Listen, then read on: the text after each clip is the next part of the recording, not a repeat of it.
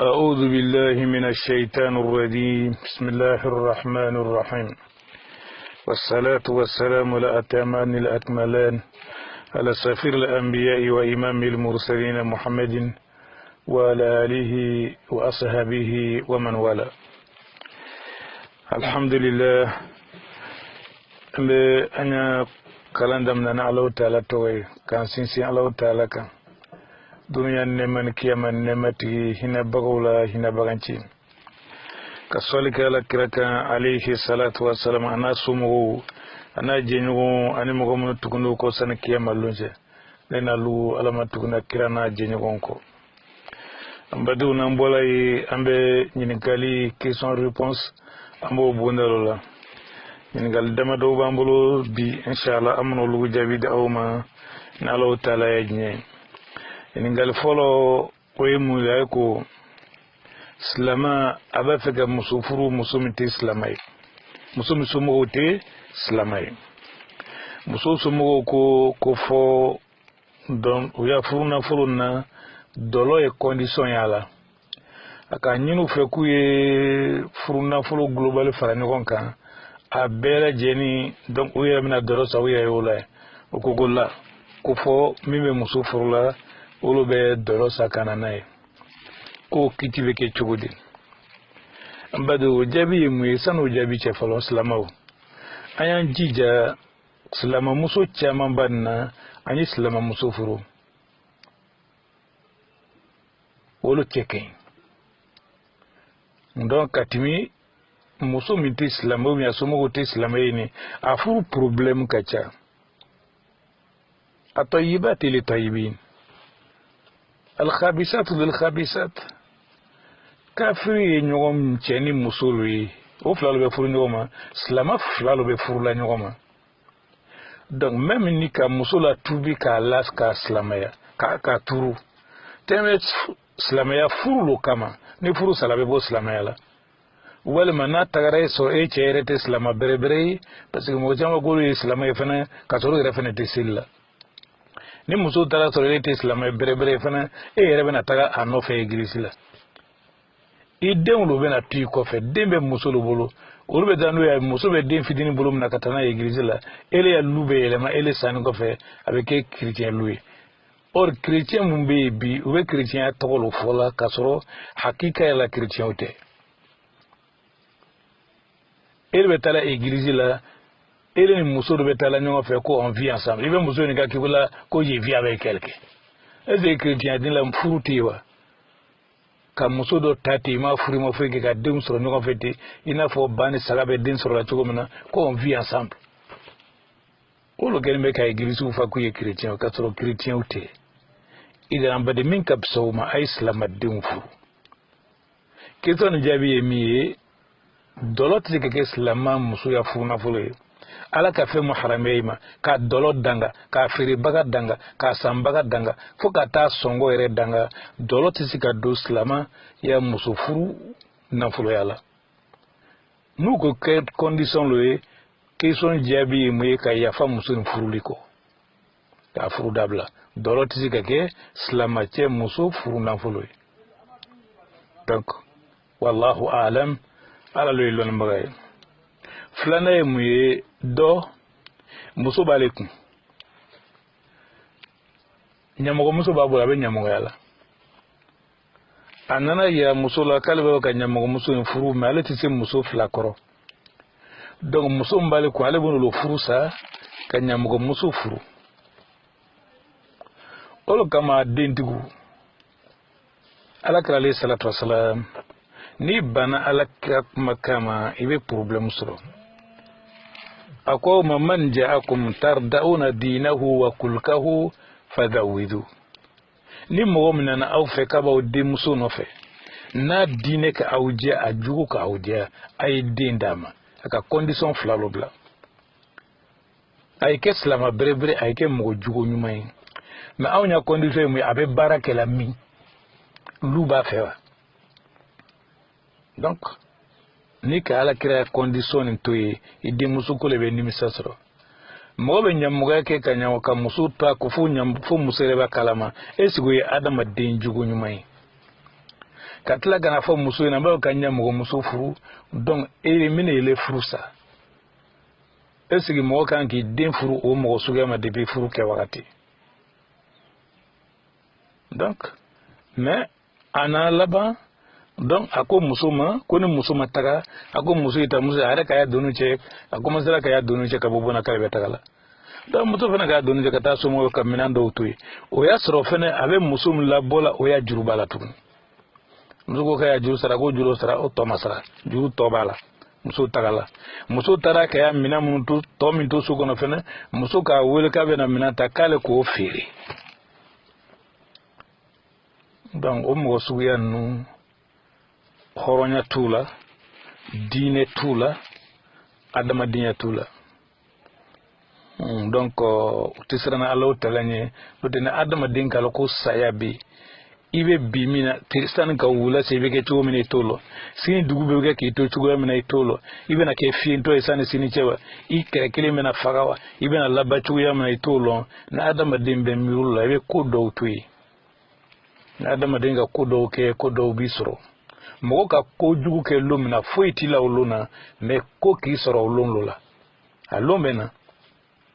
nika hakem meni abe birinyin lola no tabena idana mo yesra alani ko keta uni ko fotawla donc muso alebe nyini gale kila munasisa ka fo keni ale dimina ka chedanga or dembali bulko mo do ko amakona ka chedanga ko danga baya densoro danga te fenyana ma do ka be to mala kata mo kama alaw talo be danga bilala mo kam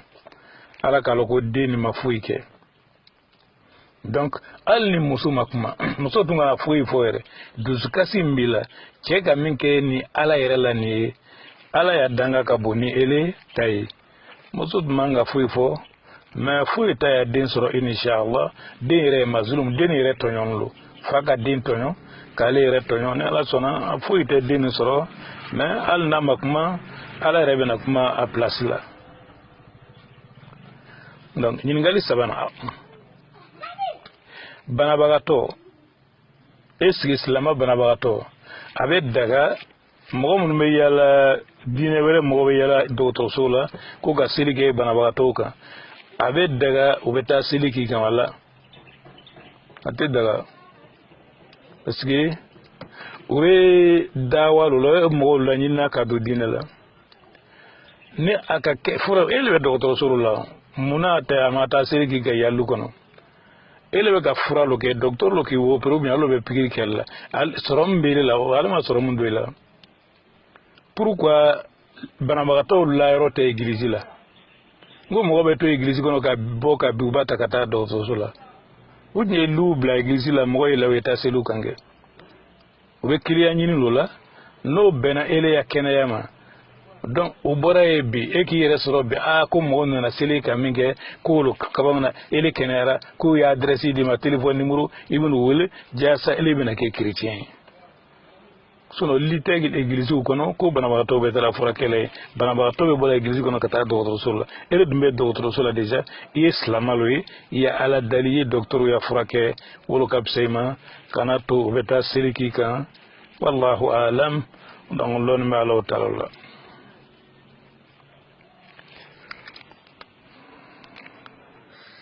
donc dore ñi ngal wéré kala ibn wajé yi chrétien loy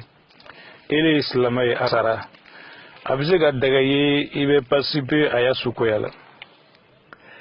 mbo balma ya femre adana ibn wajé fa korce wal ma dogoce abe fuluma ko bin wajé am donc abe wa adama din la hala abe yorom na bijon lo babalola e lolo nbena aya kuyo aya ko be lolo bolowa na ko belo lo bolo elo lo nbena ebi asuko ya beki majagwe al ni krije te fuite kafirulo odo ebise ga as adama den su do ne jagwe na ayakunya utele bolo autin na folo kirina abaya bala elebia bala sanere kona o maguti nyona no suko ya na saki beno hotel or sango ne beno chete ite tagala fi ate tagali fi te fui dilama donc no suko ya na si we feti ulwe ube suguya mungala ka tagasi ka dekini kurusi do sula ka su pare ka tagasi ki ka dongni dorome akuna salamati zika participer ola salamati zika participer ola ise ka taga asudoro la kaburulo la abeta sele église la yorom na iti ka ta sele adama de aboluma ebise ka ni beno wato lo ko mi ka foto ebise ka na folo do ebise ka war dodi ebise ka ta lu kono ka ta foli doke mantuga ube vi mingale tsiga vi ise ka ta sudoro la cimetière la asubeta sele yorom na ite chrétien ite ka ta sele église la ko ebise ka ta lu kono ka ta fem do di ubiye ka sigi ka wuli ka siranyini wallahu a'lam. Donc yingali mbo ko fa momi aki fa kele I ani fa mabe aki fa juguya ki fa kele fa sani ko fe ele de mbisi kake oteri kakia gindo fonyowen oyoro la wala libe ani fa mabe munkuso aki fa kele kunjumalo kama ani fama be ala kololawa dine kololawa nani faya bembalia e dine loye kafo fate islamai walma ifaye kodolo kela ifaye be dabaltigi loye abe mo fa abe ko juguke mo la ali ma sonolo mo ma be olo kama la o kele isentola parce que joti fa fa wala minki fa kele ni aki fa kele parce que fa be mina o mai. Donc maintenant maketi na kera dunuya kolo kama ani fama ben dunuya kolo la donc o kele wala al nele ma kele parce que kele te fait mo be fait mta tiela parce que anele fa kele la peut-être a juba lo bien fa juba la kiama o penata nyabo mais nele fene nana le kele tuguna ka mulo kele la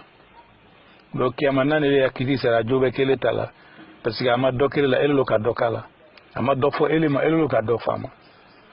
donc me fori fama ifa be jusro kiama aleka alifa mbenda jusro kiama eleka me min kabsa ibise ka adama de dogma tise ka ki teri ka kiya gindo fo nyogon ila olutenya parce que mo be adama de ke nyon feme iterite iya gindo fo nyogonte donc mais abe nyon fu abe ko ke nyon fe la obisika ke mais ni aki fa kele fo katigi fa fatu amake ala kola donc vo dunya ko fitini no do ina bisika adama de oke mais ateki gindo fo nyogon ye ateki teriye wallahu a'lam nakela dine ko kono kamala bom ki fa kele parce que fa te dine la ina be ge teriye ina be ge fe parce que be ala kolo la mais ni dunya kolo asika gi tiri atisika gi gindo fo nyoy wallahu a'lam din gali mo ko fa o ben gali kala hukmu rakata al-fajr liman la yusari la badatul ishams mogom te seri foni tiri bola albe fajar seri tiri bon ko felo ko tiya rakata al-fajr ko be ke chugodi abe rakata al-fajr lo seri ka soroka fajar siru mi rakata al-fajr ko be dabla ko rakata al-fajr rebe ban wakati me badu sanu kisombe jabi tiri remangan ka boka mo to sinola ala krali sallallahu alaihi wasallam aka duwa ka mantunwi ko allahumma barik fi bukhur ummati ala bi dalbe barka duni mantunya sulika bola salafu doko ale kaba ko yerme mo bi se ga garjige soro tugudi tiri be boka mo to sinola o ala be garjige otla ka tawde ma bolo. Donc slama ere kanatu dugu begbe ki lanintu iye la jona la ka wuli ka soro dugu magbe ala flene kabako masalo ala te adama dim bla la ko do la kibe makonyale alama sil do bla fajar wagatina ko be makodo nya alama be makonya na adama dinlo a beta arjine sil slama ko be arjine ko ala be ka adama din yere protéger ka adama din yere ladla ibe wuli mingela fadala fe ka togoma ka ta misrila ka togoma ka siriko kana sokono ka bi ka wuli munun ke sella o kama ko ka fajari lo janya ni togoma ka ta misilla ka ta lo ka lo janya lo flani abe fenya adama din farkulu manyana mala ka soro lahara taga masi fonyo dobe ci fajari ko fe fajari ni tiri boli ci la fonyo dobe abe fu makodi nasimu saba na timina bifusini sogoma te timituguni ali bana bagato ni mankene kan ka boka sigo wagat la kenema fonyo ni bisoro ibise ya bo funeturu ni portu dale fonyo ni bedu ya bongono fonyo ni fonyo fu itikili o kama ali mo mun te islam ayi kafiru faza da fe obe boli sogoma da fe mona o te boli 10h na kunye suma ya kuyo mona sufa o te boli boli sogoma lo parce que wakati o abe minya adama dima no kara kele lanto sinola kibeta seli et puis 7h 6h30 or alako inna as-sala wa aqimi as-sala inna as-salata kanat 'ala al-mu'minina kitaban mawquta ay seli aya loko seli jago islamoka aw na wakati lo be selo wakati bena wakati ni metimi do ni selo wakati timina kele to sinola ni na selo ke folon pour amake kumfu kama fo ne seli chokoro boy ne be wili lombe 6h lo be wili lombe 6h30 no el mo gombe bara be do 8h ele be wili lombe be se bara lombe 8h30 9h be sango bara ke ro mo go migbe la isebe biya jinya ma chugo mina jinya itere flan lo yo itna sanke me ke jinya nan an ni ga sanke me ka to be ke bongora te ke kenema me bena sangwa jiri ke kaburu kono ka soro kiyama masifalo me purugwa dunia be ke sebe ka la haranyini ke tlonke na beni ma wakati mina la fajar te siri 7h a te siri 6h wakati lo bala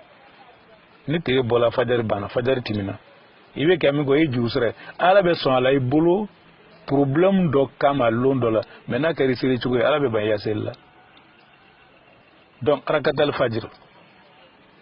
lo flambe siri kasoro ka fajar sili ale be siri fajar nya fetmabe akala juru sarayo al ni willa setero ni bena lof ni bena fajar sili be lo flambe siri folo kasoro ka donc fajar lo flasiri ipi ka be ba wakati mate ba wakati si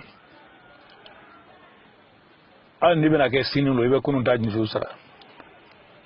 midi lo 10h lo matmalo rakatal fajr te toyi donc iba ni bena sili ni tara ibe rakatal fajr ke donc tout manque ke Allah taala batulula wallahu aalam yin galim bu ko fe musodo aga condition bla cheka ka fo muso rete furu ka faraneka ibe na ne kirin furu che sonoma o ka furu ke muso na dingilin soro sanji woro ko fe ku chebe nyamu ga la fana du kale be fuka nyamu muso furu me muso flas sitali donc ale bena aya muso premier lo bla dembe mimboloni or o bena ko muso retna furu ka faraka donc muso fena na décider donc ona ko mena muso flan na furu ale ko be taga o yoro la cheni aga sharti di lesa fi kitabillah sharti mite Allah taala ya kitabula islamu kuno shartu di mogoma suna ala kala salatu wassalam ako al muslimun inda shurudi islamu bello ya sharti da au benaminka au be baraketulu donc atmaga cheni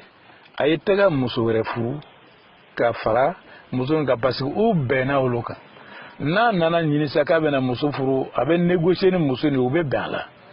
muso bo folo mina na bima tekiri au be kuma ka bela ka fomela musure furu mena keta abe bala ibe musure furu mo kana shati di mo wale sa fi kitabillah ala ma fe ma haramnya kana ta haramnya ala ma foki da musukirima ne ka condition lo na kibe da musukirima donc depuis condition la mina erreur ala sosoye من اشترط شرطا ليس في كتاب الله وهو باطل وإن كان 100 شرط على كاكوتي نيكا عليه الصلاة والسلام نيكا شرطي دودي مغوما شرطي متى على كتاب الله كوي شرطي بانسان وي ألنا كلا شرطي كمي كونديشن كمي كفاينا كتا على تيجناني على كلا تيجناني عليه الصلاة والسلام أيا كونديشن بكي بانسان ما أدم الدنيا بي خورونيا بي داميرو بي donc nini adama dim bena ko mina nima basra fe oye mogolan kolonya loye oye dogama yere loye ele chere bolo cet manka musobere fu ka faraka na manyako ani musobe balalo atake je meni muso tagara saba bolo ni muso tagara parce que confiance borani cheche ni pokele nite aga lawru di makat na musobere fu anano furu ni siguloka abena fombena ninge atena ke ele retna lala tuguni